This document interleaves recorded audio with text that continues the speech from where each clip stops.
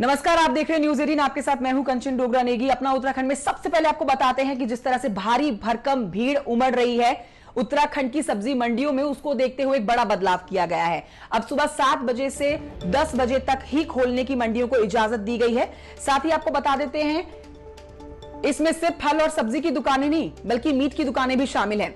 और 14 मई को खुलेंगी राशन की दुकानें।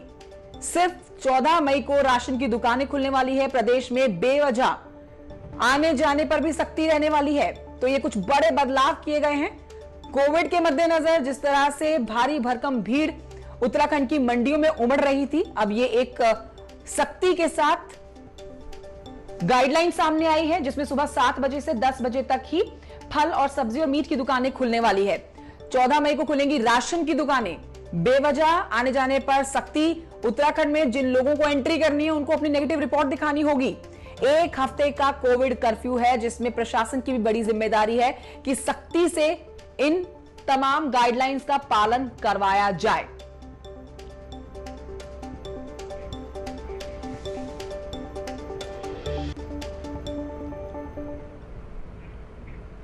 अब आगे बढ़ते आपको बताते हैं कि उत्तराखंड की सब्जी मंडियों में लोगों की भारी भरकम भीड़ उमड़ रही है। ना चाहते हुए भी यहां पर प्रशासन लोगों को आने जाने पर रोक उनके नहीं लगा पा रहा है। ना लोगों के चेहरे पर मास्क है और ना ही किसी तरह की सोशल डिस्टेंसिंग का पालन किया जा रहा है। हम आपको बता देते हैं कि कोविड कर्फ्यू यहां पर हवाई होता हुआ नजर आ रहा है।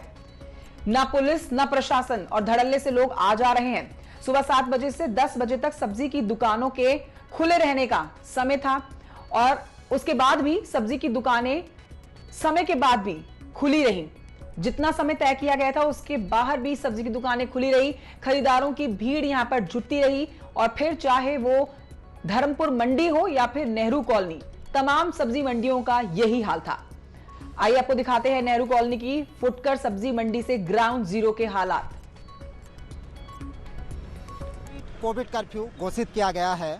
सब्जी मंडी में खासकर जो आवश्यक सामान की दुकानें हैं उनको समय दिया गया था कि सुबह 7 से 10 बजे तक वो खुली रहेंगी। लेकिन आप देख सकते हैं ये धर्मपुर मंडी का हालात हैं कि यहाँ पर बड़ी संख्या में सब्जी की दुकानें भी खुली हुई हैं, तो बड़ी संख्या में खरीदारी करने लोग भी पहुँचे हैं। सरकार ने कहा था, प्रशासन का दावा था कि इस दौरान कम्प्लीटली बंद रहेंगी। केवल जो आवश्यक सामान की दुकानें हैं वो सुबह 10 बजे तक खुली रहेंगी, लेकिन 10 बजे का समय भी हो चुका है। उसके बावजूद आप देखेंगे कि सब्जी मंडी में यहाँ पर ये खचाखच यहाँ पर भीड़ भरी हुई है। न कोई सोशल डिस्टेंसिंग है और न कोई एहतियातन कोई कदम यहाँ पर उठाए जा रहे हैं। पुलिस भी यहाँ पर दूर दूर तक नज़र नहीं आ रही है। अब न्यूज़ 18 का कैमरा देखकर जरूर हड़बड़ाहट में ये सारी चीज़ें बंद की जा रही हैं, लेकिन इससे पहले यहाँ पर कोई भी रूल फॉलो नहीं किया जा रहा है। दोस्त, आपकी दुकान अभी भी खुली हुई है? कहाँ खुली है? हम तो पैक कर रहे हैं। तो आप देखिए ये कैमरे के आगे दुकानें अब समेटने की कोशिश की जा रही हैं, लेकिन पुलिस नाम की कोई भी चीज़ यहाँ पर मौजूद नहीं है। तो इस तरह से उत्तराखंड में करीब 74,000 के पार जो एक्टिव केस हैं कोविड के वो पहुंच चुके हैं, लेकिन न प्रशासन अलर्ट है, न लोग अलर्ट हैं और न व्यापारी यहाँ पर अलर्ट हैं। कैमरा पर्सन भरत शर्मा के साथ सुनील नौप्रभात, न्यूज़ 18 देहरादून।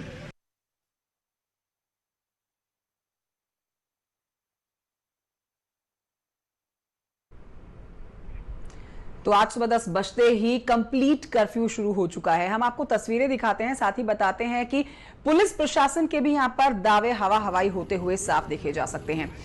पुलिस चाक चौराहों पर बैरिगेटिंग करके लोगों को रोकना तो शुरू कर चुकी है। लोग जो बेवजह घूम रहे हैं उन पर सख्ती से भी पेश आने का दावा किया जा रहा है। इस मामले में आपको बताएं, सीओ सिटी शेखर सुयाल का कहना है कि पुलिस कर्फ्यू का सख्ती से पालन करवा रही है, लेकिन आज भी कई लोग बेवजह अपने घर से बाहर निकले हुए हैं जिनके खिलाफ अब कार्रवाई की जा रही है। चौक अंदर जो सब्जी मंडी वाला इलाका था वहाँ बहुत ठीक ठाक रही थी व्यवस्था। प्रॉपर हमने बैरिकेड किया था, इंडिविजुअल परचेजर को हमने वहाँ से वापस भेजा था। और अभी आप देख रहे हैं चूँकि 10 बजे के बाद लॉकडाउन या कर्फ्यू वाला कंडीशन शुरू होंगे, अभी थोड़ा ये वाहनों का रस है, ऑफिस का टाइम भी है, तो उस हिसाब से लोग निकल रहे हैं। तो हमारा पूरा प्रयास होगा कि अनावश्यक कोई भी व्यक्ति जो उस प्रोहिबिटेड कंडीशन में नहीं आता वो मार्केट में नहीं आए।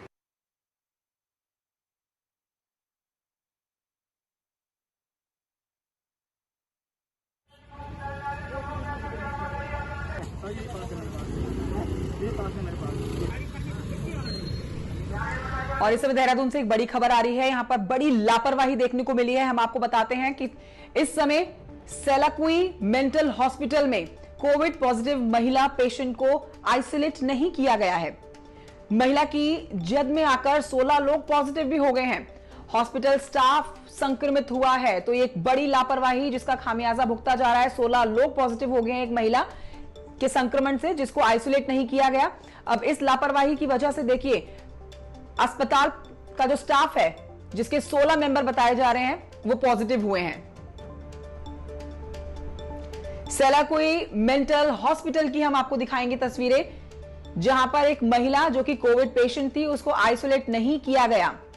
मेरे साथ मेरे सहयोगी सुनील नप्रभात इस समय मौजूद है और जानकारी के साथ। सुनील नप्रभात, ये बड़ी लापरवाही है। जब ये महिला कोविड पॉजिटिव थी तो फिर इसको आइसोलेट क्यों नहीं किया गया? बिल्कुल कंचन, ये साफ तौर पर लापरवाही है हॉस्पिटल एडमिनिस्ट्रेशन की भी और डिस्ट्रिक्ट एडमिनिस्ट्रेशन की भी, क्योंकि ये महिला करीब 5 दिन पहले कोविड पॉजिटिव आई थी और तब भी न्यूज 18 ने इस बात को ब्रेक किया था कि इस महिला को आइसोलेट नहीं किया गया, क्योंकि वहां पर 24 से 25 और महिलाएं भर्ती हैं और इसके अलावा करीब 40 के आसपास वहां पर पेशेंट हैं टोटल।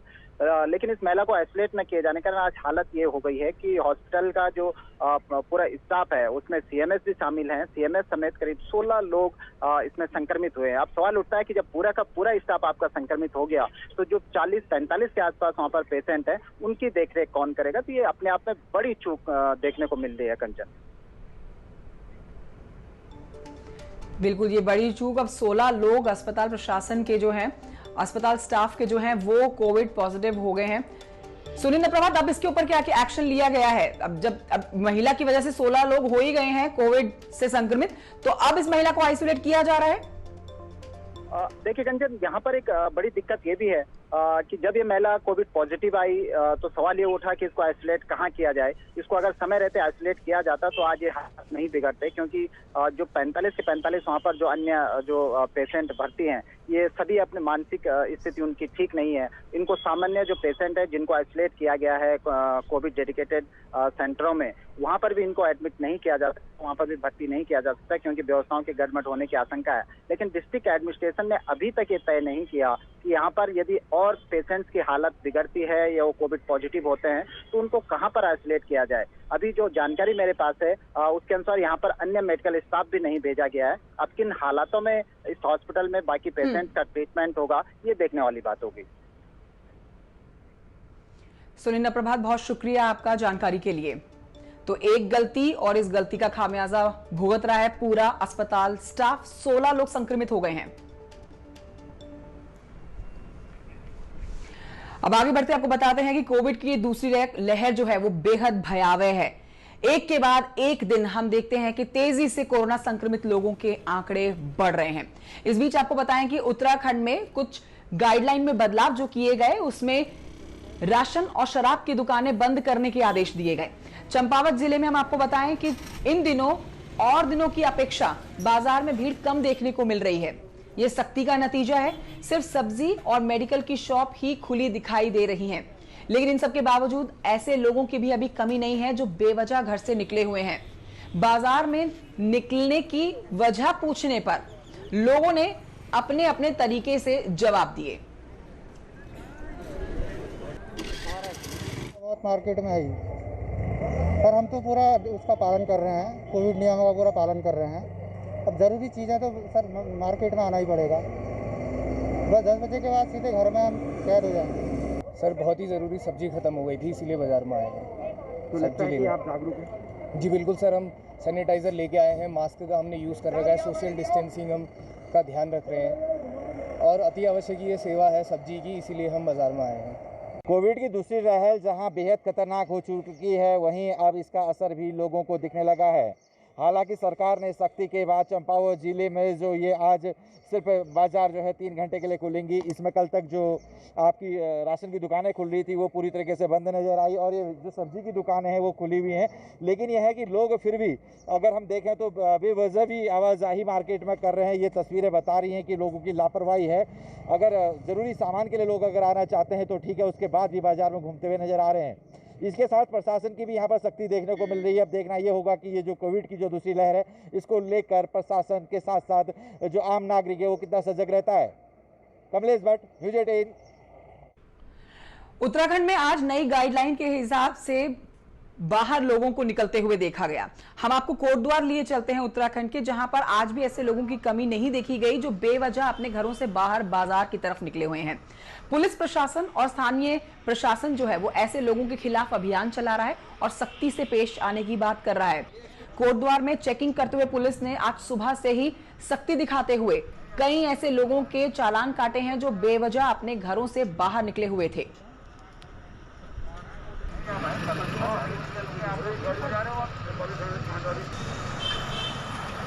देखिए, जो कोविड गाइडलाइंस जारी की गई हैं उसके अनुसार जो बाज़ार बंद रखने का समय है या जो प्रतिबंधित समय है जिसमें कि निजी वाहन से और बिना किसी कारण के जो लोग घूम रहे हैं यहाँ पे, उनको रोकथाम करने के लिए एक अभियान चलाया जा रहा है पुलिस विभाग और परिवहन विभाग के साथ चल के। और हम ये अनुरोध भी करना चाहते हैं आपके माध्यम से कि कोई भी व्यक्ति बिना किसी कारण के या अनावश्यक सड़कों पे इस तरह से ना गज जाए, अपने वाहनों को लेकर के क्राउड की स्थिति ना बनाए और कोविड के जितने भी रूल्स रेगुलेशंस हैं उनको फॉलो अप करें। और इस वक्त की बड़ी खबर आपको बताते हैं। कल यानी कि सोमवार के दिन उत्तराखंड में कोरोना के केसेस में कमी देखी गई है। जहां एक तरफ 9000 का आंकड़ा पार कर चुका था उत्तराखंड में कोरोना के केसेस का, वहीं कल यानी कि सोमवार के दिन 5541 ही नए मामले सामने आए हैं, जबकि 168 लोगों की जान गई है। वहीं आपको बताएं कि राज्य में कुल एक्टिव केसेस जो हैं इस समय वो 74,000 के पार हो गए हैं, जबकि 4,887 मरीज ठीक भी हो गए हैं। देहरादून में कोरोना के 1857 नए केसेस हैं। हरिद्वार में 591, उधम सिंह नगर में 717 और नैनीताल में 517 नए मामले सामने आए हैं। तो उत्तराखंड वासियों के लिए राहत भरी सोमवार रही। राहत की बात यह कि और दिनों के मुकाबले सोमवार के दिन यानी कि कल के दिन उत्तराखंड में 5000 के करीब ही मामले आए हैं।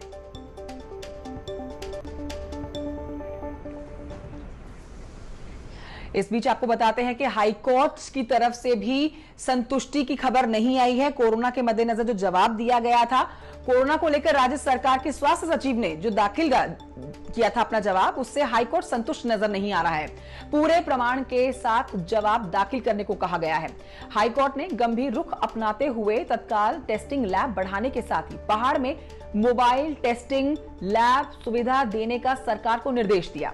हाईकोर्ट ने सरकार से कहा कि कोरोना की तीसरी वेव जो है वो तैयार हो रही है। इस वक्त बंद स्कूल कॉलेजेस को कोविड हेल्थ सेंटर के तौर पर ही तब्दील कर दिया जाए, क्योंकि 500 बेड का अस्पताल पर्याप्त नहीं होगा आने वाले समय में।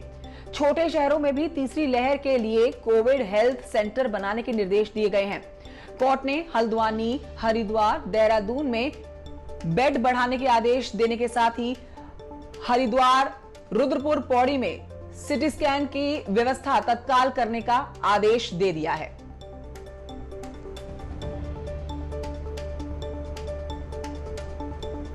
कोर्ट ने आज बहुत सारी डायरेक्शंस की हैं, जिसमें ये कहा है कि जो हेल्थ सेक्रेटरी द्वारा बार बार जो एफिडेविट फाइल किया जा रहा है उसकी डिटेल से कोर्ट संतुष्ट नहीं है, इसलिए वो पूरे प्रमाणों के साथ एफिडेविट फाइल करें।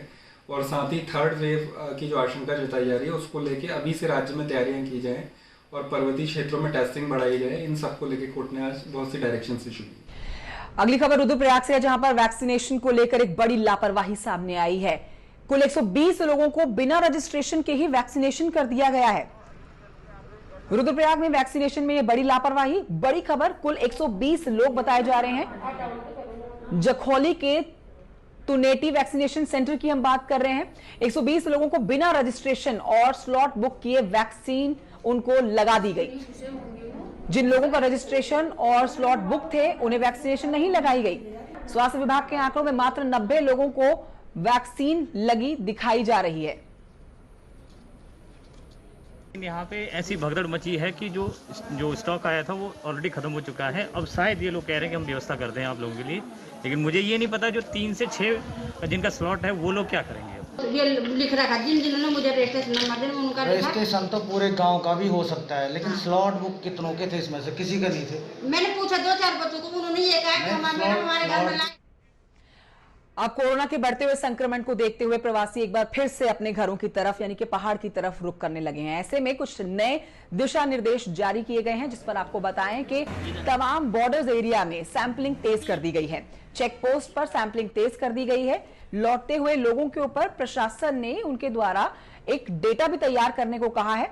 इन्हें होम आइसोलेट रखा जाएगा, होम आइसोलेशन में रखा जाएगा।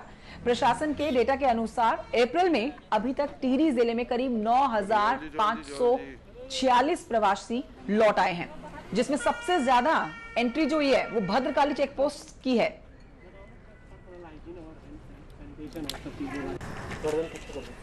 खंड के लोग हैं और बाहर के स्टेट से आए हैं, जिनको हम प्रवासी भी बोल सकते हैं और जो हो सकता है स्टूडेंट्स वगैरह हो जो वापस आ रहे हो। तो इनमें हमने टेस्ट सब अधिकांश का कर लिया है। सिर्फ 876 है जिनका या तो टेस्ट नहीं हुआ है या उनकी रिपोर्ट अवेटेड है। तो ये 876 का मतलब प्रतिदिन जितने भी आते रहते हैं, अभी कंसोलिडेटेड फिगर आज की डेट में 886 है, 76 है। तो इनको सीडीओ को दे दिया जाता है, उपलब्ध करा दिया जाता है ये रजिस्टर प्रतिदिन। और सीडीओ ने पूरा एक प्रणाली बना रखी है जिसमें ग्राम विकास अधिकारी और आंगनवाड़ी वर्कर के माध्यम से इन लोगों की सूचना चली जाती है गांव में, और वहां पर नजर इन पे रखी जाती है कि ये आइसोलेशन का पालन कर रहे हैं या नहीं कर रहे हैं।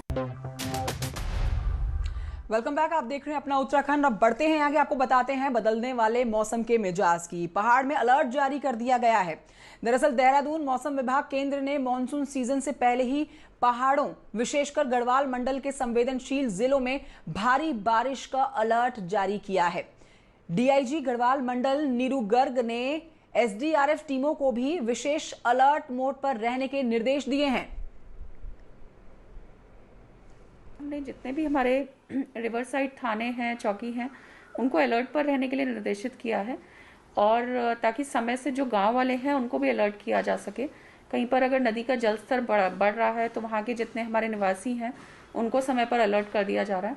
जो एसडीआरएफ की हमारी टीम्स हैं जो अलग अलग स्थानों पर नियुक्त रहती हैं, उनको भी अलर्ट मोड पर रखा गया है, ताकि यदि कहीं पर भी किसी भी घटना की शिकायत होती है तो तुरंत उनको वहाँ पर रवाना। और इसी के साथ बुलेटिन में इतना ही। छोटे से ब्रेक के लिए यहाँ रुकना होगा। जल्द लौट रहे हैं 11 बजे की 11 खबरों के साथ।